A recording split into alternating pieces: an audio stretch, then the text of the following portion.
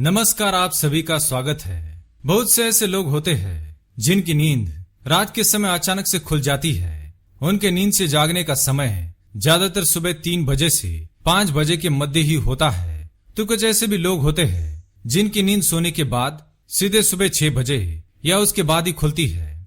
रात को अचानक नींद खुलने का कारण कुछ लोग मानसिक और शारीरिक थकान मानते हैं, लेकिन ये लोग इस बारे में नहीं जानते हैं। हमारे प्राचीन पुराणों में रात को अचानक 3 से 5 बजे की नींद खुलने के बारे में बहुत ही रहस्यमय बातें बताई गई है। पद्म पुराण में रात्रि को अचानक नींद खुलने के बारे में विस्तार से बताया गया है। रात्रि के आखिरी पहर अर्थात सुबह 3 से 5 बजे के मध्य नींद खुलना व्यक्ति को उसके जीवन से जुड़े कुछ संकेत देता है। पद्म पुराण की माने तो ये संकेत साक्षात भगवान विष्णु देते हैं, क्योंकि वे स्वयं ही इस ब्रह्मांड के कण कण में वास करते हैं। उनकी पराशक्ति से ही इस संपूर्ण ब्रह्मांड का संचलन होता है।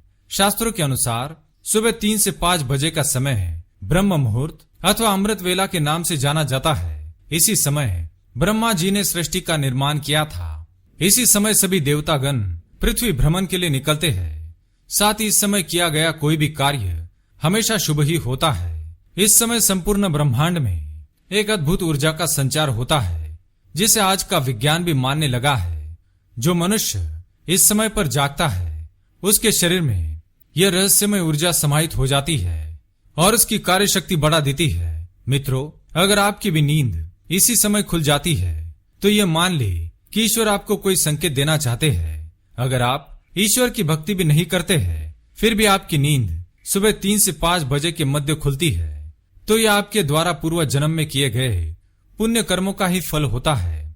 इस जन्म में भी ईश्वर आपके साथ होने का संकेत देते हैं।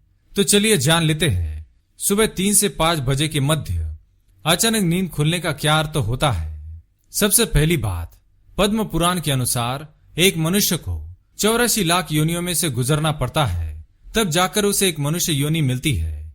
अगर वह इस योनि में कोई भी पुण्य कार्य नहीं करता है तो पुनः उसकी 84 लाख योनियों में जन्म लेने की प्रक्रिया फिर से शुरू हो जाती है और उसे मोक्ष की प्राप्ति नहीं होती है।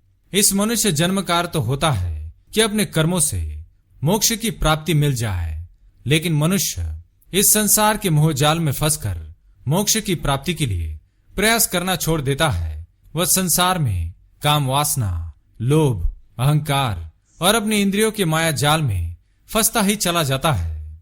लेकिन यदि आपकी भी नींद सुबह 3 बजे से 5 बजे के मध्य अचानक खुल जाती है तो यह कोई दिव्य शक्ति या फिर आपके इष्ट देव की शक्ति है जो आपको यह बताना चाहती है कि वे आपके साथ है।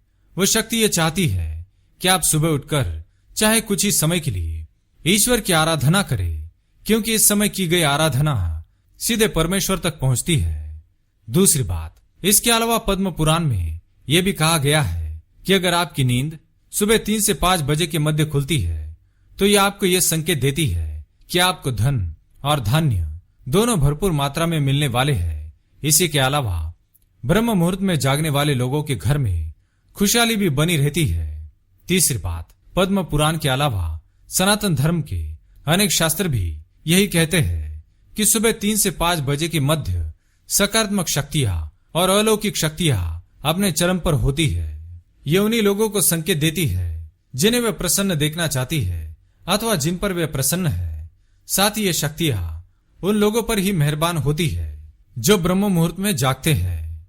चौथी बात, पुराणों और शास्त्रों के अलावा आधुनिक युग में वैज्ञानिक भी यही कहते हैं कि सुबह 3 से 5 के मध्य में संपूर्ण ब्रह्मांड में एक अलौकिक ऊर्जा तरंगों का संचार होता है।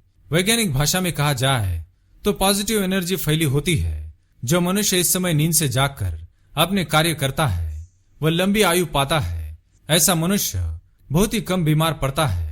साथ ही ब्रह्म मुहूर्त में जागने वाला मनुष्य जीवन की सभी सफलताओं को प्राप्त करता है। लेकिन आजकल कुछ लोग ऐसे संकेतों पर विश्वास नहीं करते हैं और उन्हें अंधविश्वास कहते हैं। लेकिन आप सभी जानते हैं प्राचीन समय के ऋषि मुनि सैकड़ों वर्षों तक जीवित रहते थे और इसका एक ही कारण था कि वह ब्रह्म मुहूर्त में जागते थे। ब्रह्म मुहूर्त में जागने के कारण उनके शरीर में अलौकिक ऊर्जा का संचार होता था, जिस कारण से उनकी आयु में वृद्धि होती थी। आप भी ये प्रयास अवश्य करके देखें, आपको सकारात्मक परिणाम अवश्य प्राप्त होंगे।